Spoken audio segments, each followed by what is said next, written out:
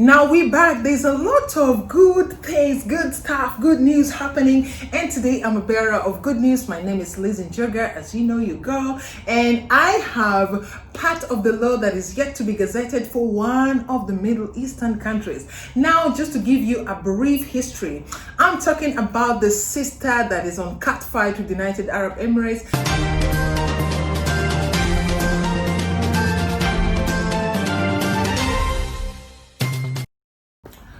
Honorable expatriates, guests of honor, sir, welcome back to my YouTube channel. There is good news, and today I am a bearer of good news right here. You gotta know why. Stick in the bulletin. All right. So today we are not limiting ourselves to United Arab Emirates. As you know, we are in the Middle East. And this pandemic is getting a hold of people, and people are also trying to get a hold of it, especially the governments represented in this area that we find ourselves in, being the Middle East. We already know that a lot of us here who are populating the place are actually expatriates or foreigners, or whichever term you want to call yourself, or just worker. Anything you want to call yourself, Jerry. Now we know that I am recording this video from United Arab Emirates, and I do a lot of covers on United Arab Emirates and the rest of the world. I focus a little bit on the regional news. You know that the Middle East has a lot of expatriates compared to the actual owners of the land, and they know that they know very well that their economy, their growth, their infrastructure, their development has a lot to do with you and I, who don't belong to these lands that we're living in. Now we know that United Arab Emirates is having some quarrels with his sister. They've been having a catfight with Qatar, and Qatar is also just trying to stay afloat. You know, Qatar feels like we have 500 years worth of oil, so we don't give but Qatar also has smelt the coffee. Qatar is awake. So just like United Arab Emirates has been doing a lot of things to make sure they catch on people, and you know something about this area, I don't know if it's only me, but I'm sure I'm speaking for all of you too. This area has a siphoning spirit. The siphoning spirit, it is assigned to make sure that you work hard.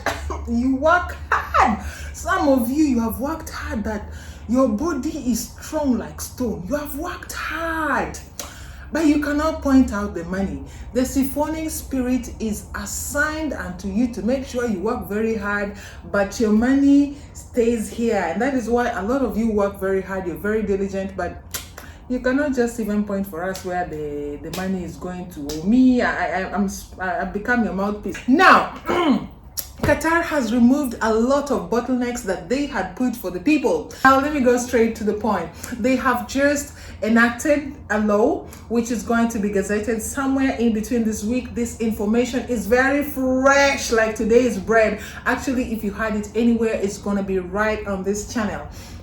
They have law number 17 of 2020. There is a new thing called the minimum wage. Now, how much is the minimum wage? Is 1,000 riyals, 1,000 Qatari riyals. And then there is a housing allowance, which is 500 Qatari riyals. And then there is a food allowance, which must be 300 Qatari riyals. So if you are any expatriate that works within Qatar and your wage is less than 1,800, there you go. You know what to do. The system is going to support you to make sure you get what is due you. This is not exempting, let's say, if you are a casual laborer or if you're working in the houses. I think a lot of people working in the domestic setup are worried about this, maybe like gardeners, maybe like nannies, maybe like family drivers. Oh no, you're now covered. Unless you are given 3 meals a day, unless you're given accommodation, you must get a minimum of 1,800 Qatari riyals. And this is a good thing.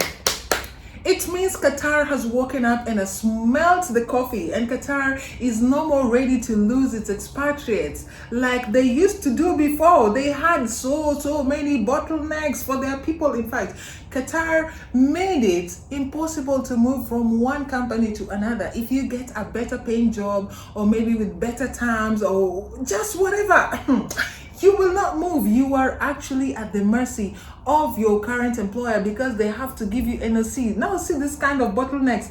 This is very obsolete something. It's very obsolete.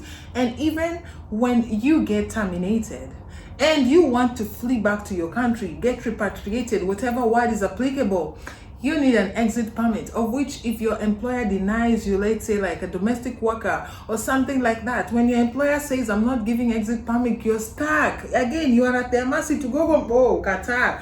But it's a good thing. Today I said I am the bearer of good news, and this is very good news because they have removed the NOC system and the exit permit system, and now people are ready to move. There was something called the Kafala system, which basically makes the employer to obey the law and to obey the terms of the contract, because a lot of them do not.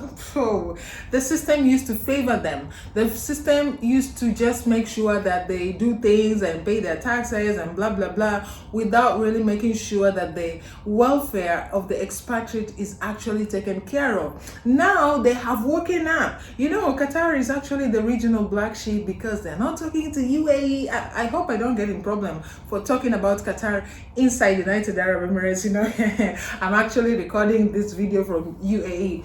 Now, Qatar is not talking to UAE from somewhere back in 2016.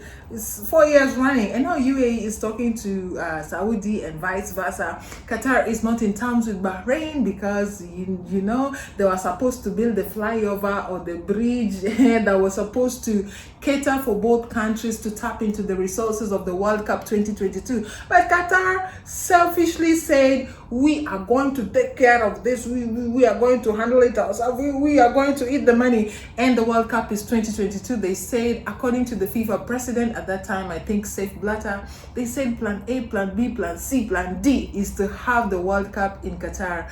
And I will be there. You'll be there. It's a very small country, so let's all go and fill it up. Yes. So this law has been enacted. It's going to be gazetted and must be implemented by all parties, all bodies responsible, attached, concerned, whatever, within 6 months. So it means if you are in Qatar, freedom is coming tomorrow. Freedom is coming, of which some of us are even thinking, why not consider going back to this country? But yeah. Anyway, those of you that will be going, who are currently being partakers of this good news that I'm humbly submitting to you, please make way for the rest of us, because UAE has also done a wonderful job of making way for sugar daddies and sugar mommies. Yes, did I hear an amen for those of you who don't like to work?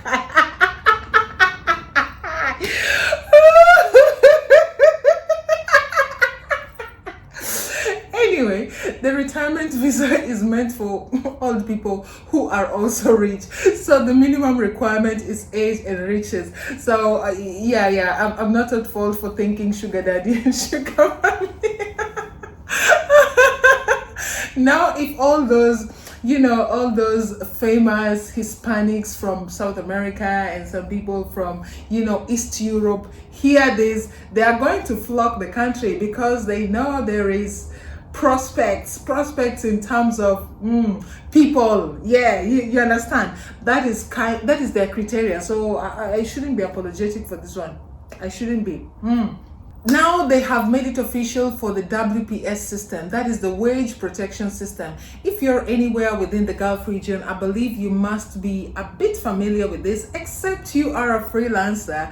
This does not affect you or does not apply to you because, but inside United Arab Emirates, regardless if you're a freelancer, there is a channel in which you must pay yourself as a freelancer, you understand? Like you do all your freelancing stuff, gather it, call it salary, and deposit it through some kind of way such that the system understands that you are doing something that is keeping you afloat within the UAE. And what else are we looking at? Yes, Part-timers, yes, you can do part-time now in Qatar because the time for working is also being regularized. Like you cannot pass I don't know how many hours per week, so that means there is a window of opportunity for you to actually do the part-time work. Now what I don't know is this agent of siphoning funds that make sure your money stays right inside the Gulf region. As much as you work for it, your money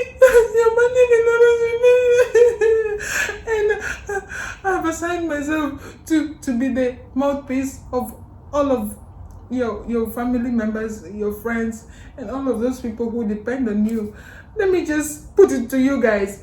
If you are in the Middle East, you work hard, you be responsible, you be diligent, but there is an overpowering power called the siphoning spirit, which will siphon your funds. The thing will make sure that your money just is consumed.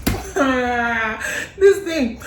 Just join me, let us cry down in the comment section. In fact, I'm done with the bulletin for today. Bye.